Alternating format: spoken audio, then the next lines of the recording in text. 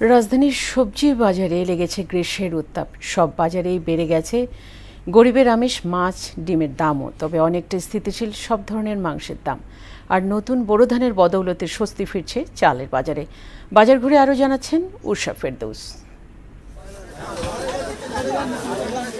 বৈশাখের তপ্ত রোদে রাজধানীর বাজার জুড়েই গ্রীষ্মকালীন সবজির দাপট। থরে থরে সাজানো হরেক রকম সবজি। এসব সবজিতে চোখ জুড়ালেও স্বস্তি নেই ক্রেতার মনে। বরবটি, পটল, ঢেঁড়স, চিচিঙ্গা, করলা, কচুরলতি সহ বেশিরভাগ সবজি শতকের ঘরে। ছোট একটি লাউও বিক্রি হচ্ছে 60 থেকে 80 টাকায়। এটার দাম সর্বোচ্চ 40 টাকা বা 50 টাকা হওয়া উচিত ছিল, কিন্তু লাউটার দাম 80 টাকা।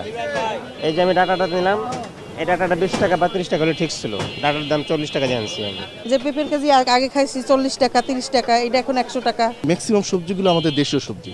তারপরে মূল্য বৃদ্ধির এই যে কারণ, বিভিন্ন খুচরা বাজারে প্রতি কেজি দেশি পেঁয়াজ 55 থেকে 60 টাকা। পাড়া মহল্লায় এ দাম আরেকটু বেশি। রাহিয়ালারা যখন বিক্রি করবে তারা তো কিছু মুনাফা আদায় করবেই। আমরা 55 টাকা কেজি খুচরা বিক্রি করি, কিছু কি 50 টাকা পাইছে?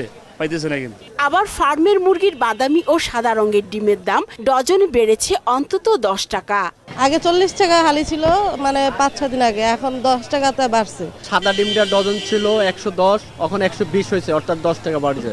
এদিকে গরু খাসির মাংস যথাক্রমে 780 ও 1000 টাকা থেকে 1200 টাকায় স্থির আছে। আর প্রতি কেজি ব্রয়লার বিক্রি হচ্ছে 170 থেকে 175 টাকায়। ব্রয়লার মুরগিটা প্রায় 170 টাকা 75 টাকা মুরগি দাম আছে, মানুষ খাইতেছে। লেয়ার বেচতে আছে 300, গ্যাসের সপ্তাহ আছে 310। এদিকে নদীমাতৃক দেশেও মাছের চড়া দামে ক্ষুব্ধ ক্রেতা সাধারণ। মাছের মধ্যে একটা সিন্ডিকেট, না হলে এত ডিফারেন্স হবে কেন? চাষের মাছ 200 টাকা 250 টাকা, নদীর মাছ 1200-1600 টাকা কি জন্য হবে? আমরা যে মাছে ভাতে বাঙালি, এটা আমরা ভুলে গেছি অলমোস্ট। 400-500 গ্রামের ইলিশ মাছের দাম এখন প্রায় 2000 টাকা কেজি। তবে এত কিছুর ভিড়ে স্বস্তির খবর হলো নতুন বোরো ধানের কল্যাণে নিম্নমুখী চালের বাজার। নতুন ধান আসছে না, এমন তো কুমারী কথা, আর কুমারী গেছে গা। কেজিতে প্রায় 10-15 টাকা কেজিতে কমছে। বাজার সাধারণ মানুষের ক্রয় ক্ষমতার মধ্যে রাখতে নিয়মিত তদারকির দাবি ক্রেতাদের। উষা ফেরদৌস, মোহনা সংবাদ, ঢাকা।